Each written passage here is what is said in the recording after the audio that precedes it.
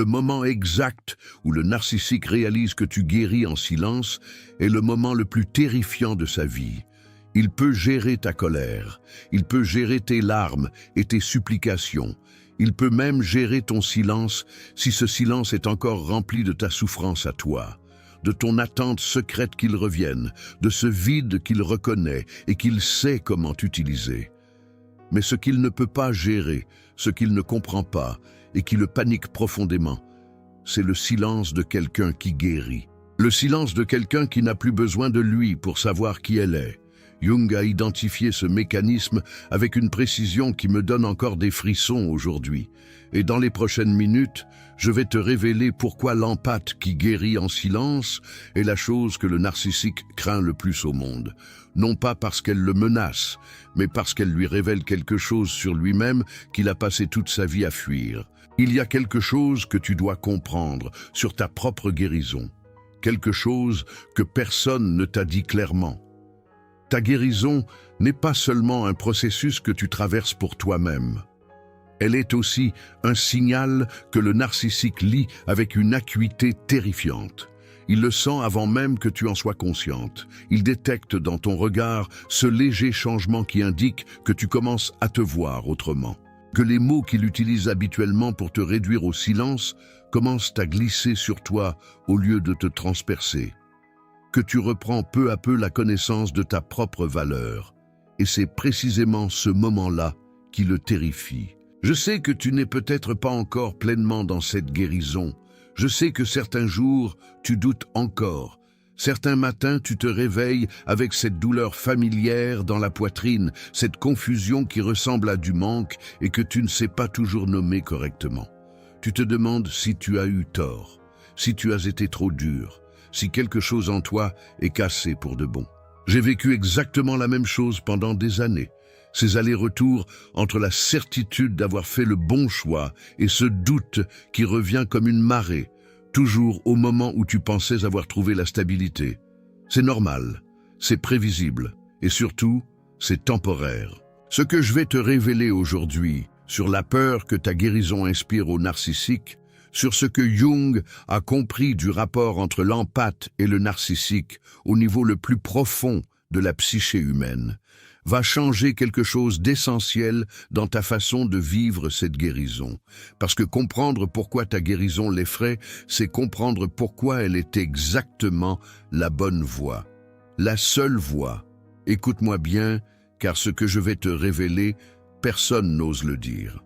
Pour comprendre pourquoi ta guérison silencieuse est la chose qui terrifie le plus le narcissique, il faut d'abord comprendre ce que Jung a observé sur la relation entre ces deux types de personnalités. Et je dis type de personnalité parce que Jung ne croyait pas aux catégories rigides.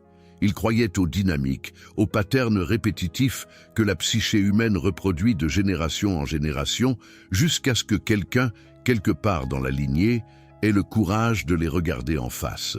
Jung avait développé une théorie sur l'attraction entre les personnes hautement empathiques et celles qui souffrent de troubles narcissiques.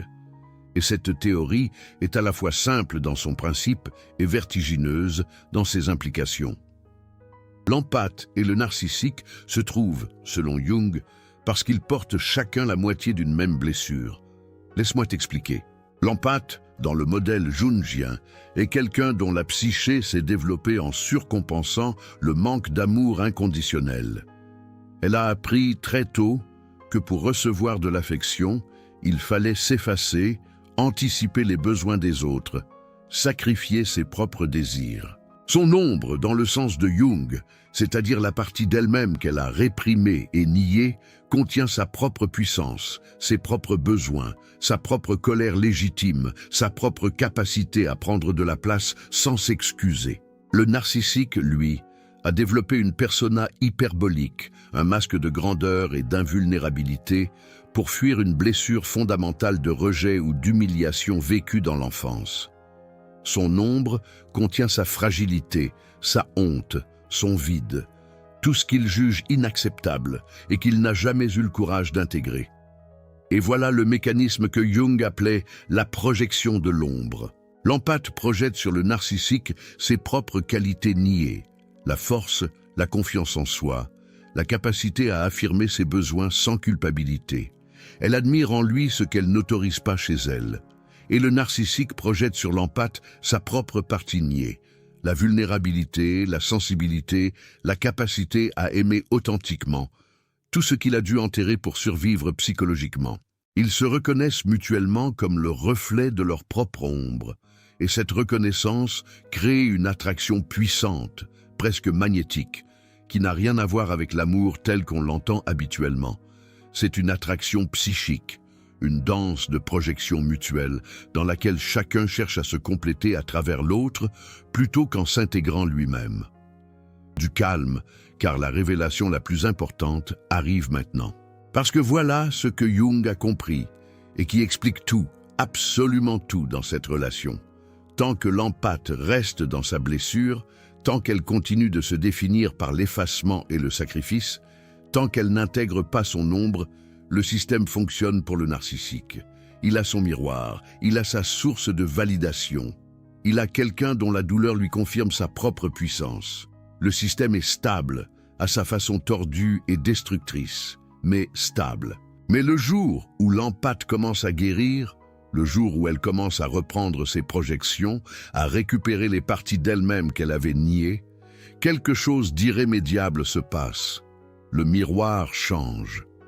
Ce qu'il voit dans ton regard n'est plus sa grandeur reflétée.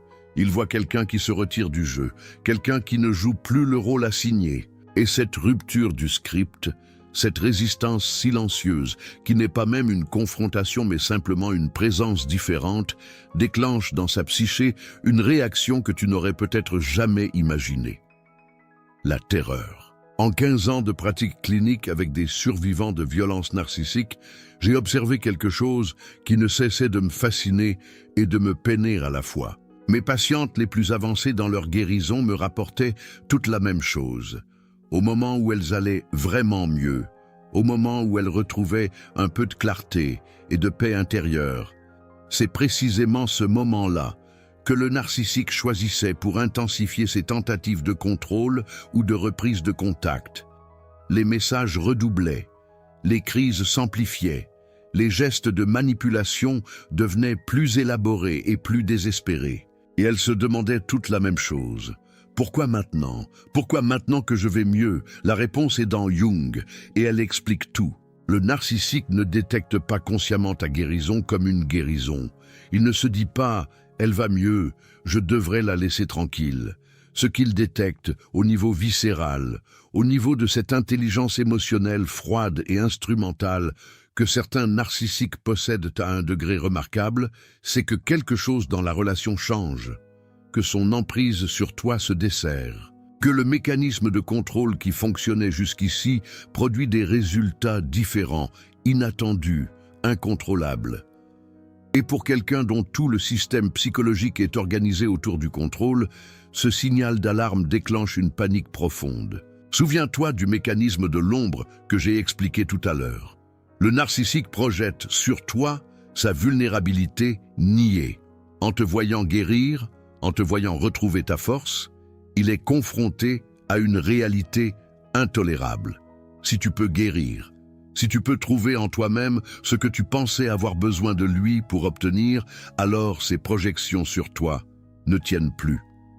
Et avec elles, une partie de sa propre construction identitaire s'effondre. Tu penses que c'est exagéré? Il y a des observations cliniques qui documentent exactement ce phénomène avec des dizaines de cas. Ce n'est pas de la psychologie populaire. C'est du Jung appliqué à la réalité des relations narcissiques. Laisse-moi maintenant te décrire avec précision comment se manifeste cette peur du narcissique face à ta guérison silencieuse. Parce que la comprendre, c'est ne plus jamais te laisser déstabiliser par elle.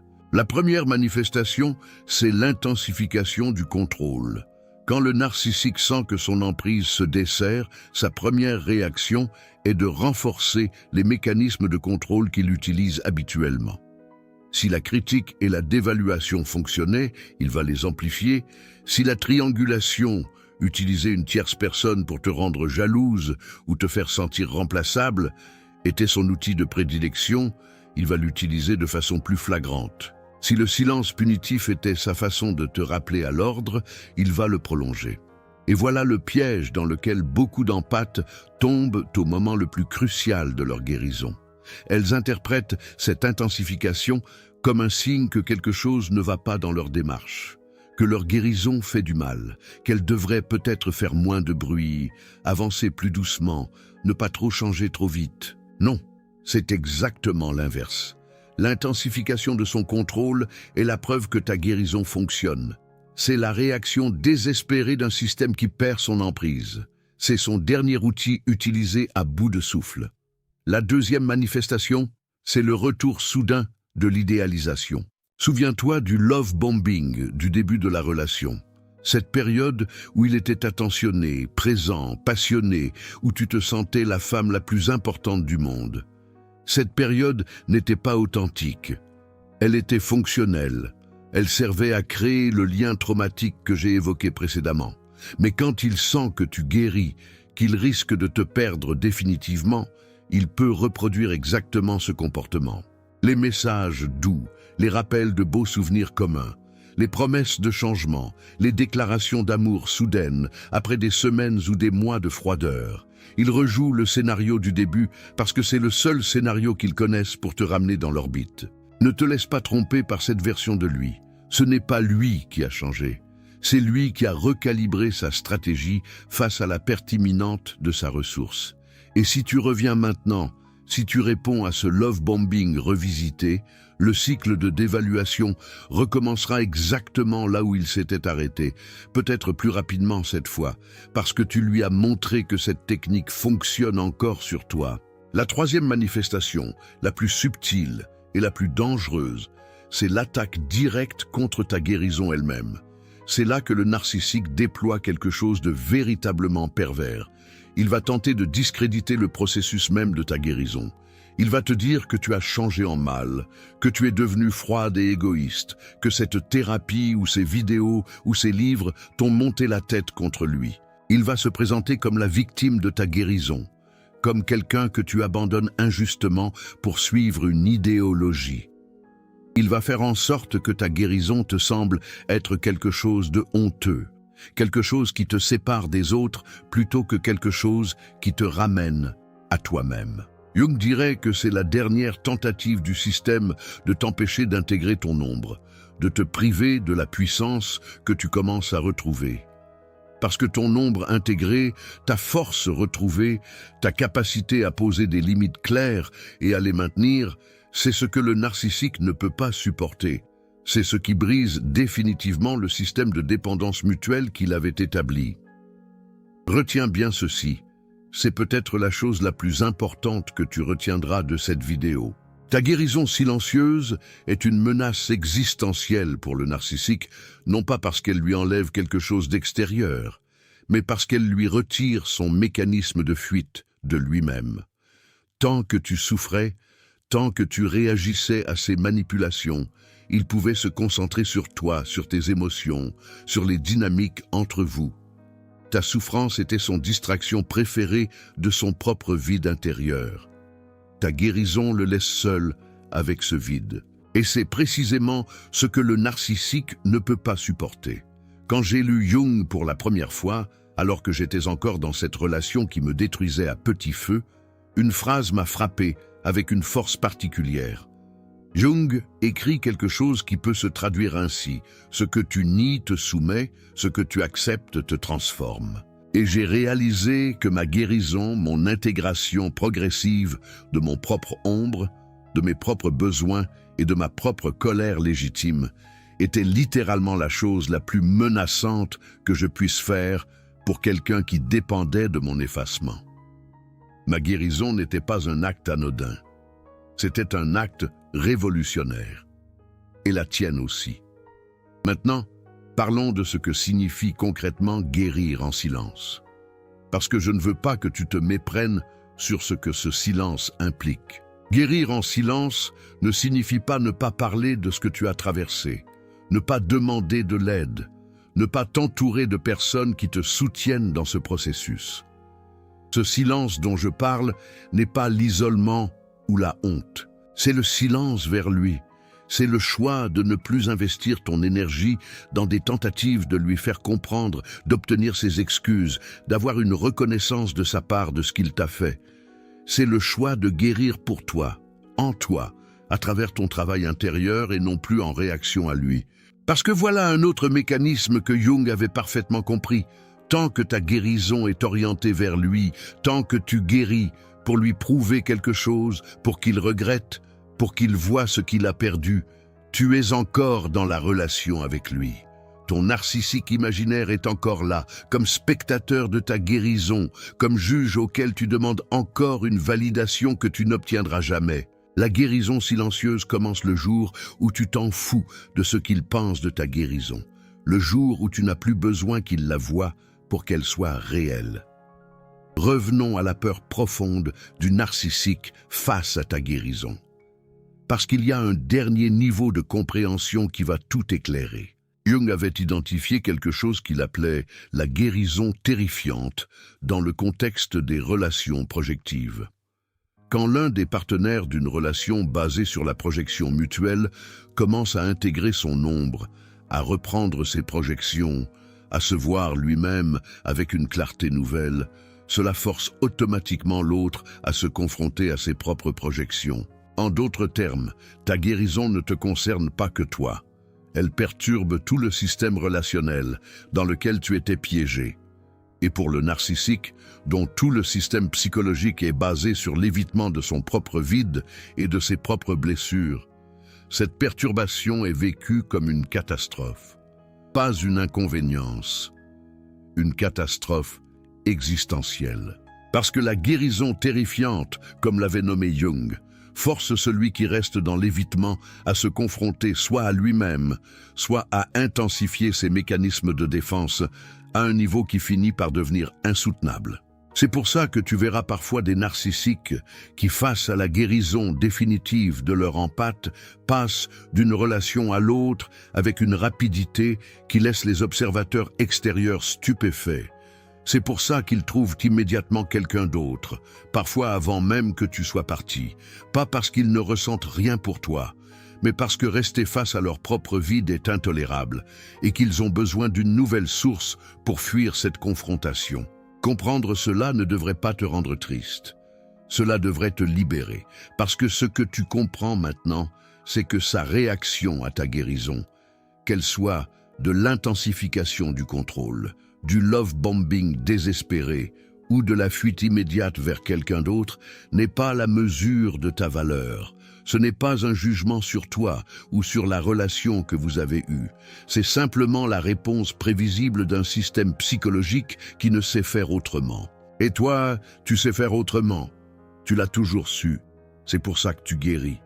Si ce que tu viens d'entendre te touche, si tu sens que ces vérités que Jung a identifiées sur l'empathe et le narcissique méritent d'atteindre d'autres femmes qui se demandent encore si leur guérison est possible, je t'invite à soutenir cette chaîne avec un super thanks. Au cours des dernières minutes, tu as découvert le mécanisme profond de la peur que ta guérison inspire aux narcissiques et pourquoi cette peur est la preuve que tu es sur le bon chemin.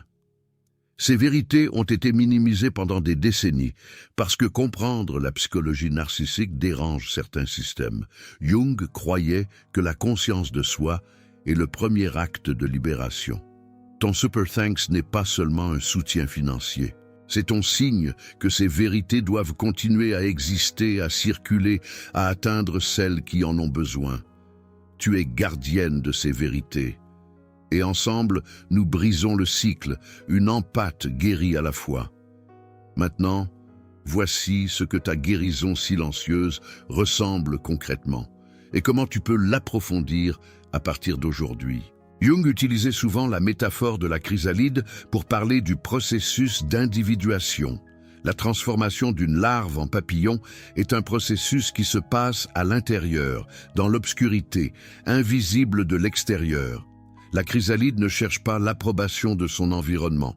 Elle ne demande pas si la transformation est acceptable. Elle se laisse juste traverser par le processus. Ta guérison silencieuse ressemble à ça. Elle se passe en toi, dans ta façon de te voir, dans tes choix quotidiens, dans les limites que tu commences à poser et à maintenir, dans les conversations avec toi-même qui changent de tonalité progressivement. Elle n'a pas besoin d'être annoncée, elle n'a pas besoin d'être validée, elle est réelle parce que tu la vis, indépendamment de ce que lui en pense ou en ressent. La première dimension de la guérison silencieuse, c'est la récupération de ton attention. Le narcissique avait capturé une partie significative de ton attention mentale. Même hors de sa présence, une partie de ton esprit lui était consacrée. Tu pensais à ce qu'il avait dit, à ce qu'il avait sous-entendu, à ce que tu aurais pu dire différemment, à la façon dont il avait réagi à quelque chose que tu avais fait. Cette capture de l'attention est l'un des mécanismes les plus durables et les plus insidieux de la relation narcissique. Ça dure souvent longtemps après la séparation physique.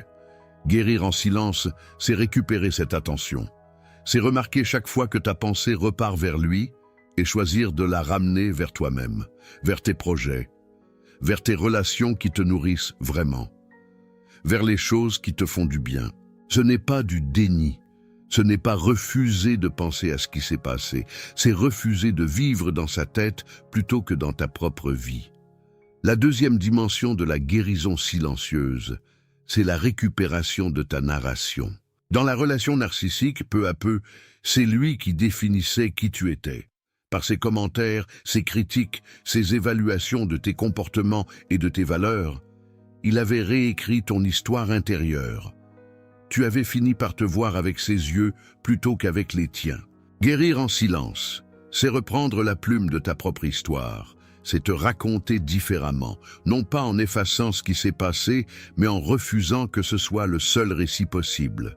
Tu n'es pas juste quelqu'un qui a vécu une relation toxique. Tu es quelqu'un qui a survécu, qui a cherché à comprendre, qui a eu le courage de regarder en face ce que beaucoup refusent de voir. Cette distinction n'est pas anodine. Elle change la façon dont tu te lèves le matin. La troisième dimension de la guérison silencieuse, c'est la récupération de ton corps. Le trauma narcissique ne vit pas seulement dans les pensées, il vit dans le corps. Dans cette tension permanente que tu portais peut-être sans même la remarquer tellement elle était devenue ta norme. Dans cette vigilance constante, ce système nerveux en état d'alerte perpétuelle qui guettait ces changements d'humeur. Dans cette fatigue profonde qui n'était pas de la faiblesse, mais une réponse physiologique à des années de stress chronique. Guérir en silence, c'est aussi apprendre à laisser ton corps se déposer, à remarquer les moments de calme réel, pas juste l'absence de crise, mais le calme positif, la présence dans le moment, à te permettre des plaisirs simples sans te demander si tu mérites de te sentir bien. Souviens-toi de la projection de l'ombre dont j'ai parlé au début. Tu avais projeté sur lui ta propre puissance, ta propre capacité à affirmer tes besoins, ta propre valeur inconditionnelle. Guérir en silence, c'est reprendre ces projections. C'est reconnaître en toi-même ces qualités que tu admirais chez lui. C'est intégrer ton ombre, dans le sens le plus beau du terme. Accepter que tu es plus puissante, plus capable, plus entière, que tu ne te l'es jamais autorisé à croire. Et la quatrième dimension, peut-être la plus profonde, c'est le développement d'une nouvelle forme de confiance en toi. Non pas la confiance en toi telle que tu la connaissais peut-être avant lui, une confiance fragile et conditionnelle qui dépendait du regard des autres, mais une confiance plus profonde, plus tranquille, ancrée dans la connaissance de toi-même que cette expérience douloureuse t'a paradoxalement donnée. Tu connais maintenant des choses sur les dynamiques humaines, sur les mécanismes de manipulation, sur ta propre psychologie, que beaucoup de personnes n'apprendront jamais. Ce n'est pas quelque chose que tu as appris dans un livre. C'est quelque chose que tu as appris dans ta chair, dans tes nuits d'insomnie, dans tes larmes, dans ta survie. Et cette connaissance ne te rend pas amère si tu l'intègres bien. Elle te rend sage, elle te rend précise, elle te rend capable de voir ce que les autres ne voient pas. Jung avait raison, on ne devient pas éclairé en imaginant des figures de lumière, mais en rendant l'obscurité consciente. Et tu as eu le courage de regarder cette obscurité en face. Ta guérison silencieuse est peut-être la chose la plus courageuse que tu n'aies jamais faite. Et le fait que le narcissique en ait peur, le fait qu'elle le déstabilise et le panique, c'est simplement la confirmation que tu es exactement là où tu dois être. Alors voici la question que je veux te laisser en sortant de cette vidéo, et je t'invite vraiment à y réfléchir sérieusement, pas juste à la lire en passant. Est-ce qu'il y a encore une partie de toi qui guérit pour lui, pour qu'il regrette, pour qu'il voie ce que tu es devenu? Ou est-ce que ta guérison est enfin vraiment complètement pour toi? Réponds dans les commentaires. Sois honnête avec toi-même. Parce que cette honnêteté-là, ce moment de clarté sur la vraie motivation de ta guérison, c'est peut-être le tournant le plus important de tout le processus. Et si tu es prête à dire que ta guérison est pour toi, écris pour moi dans les commentaires.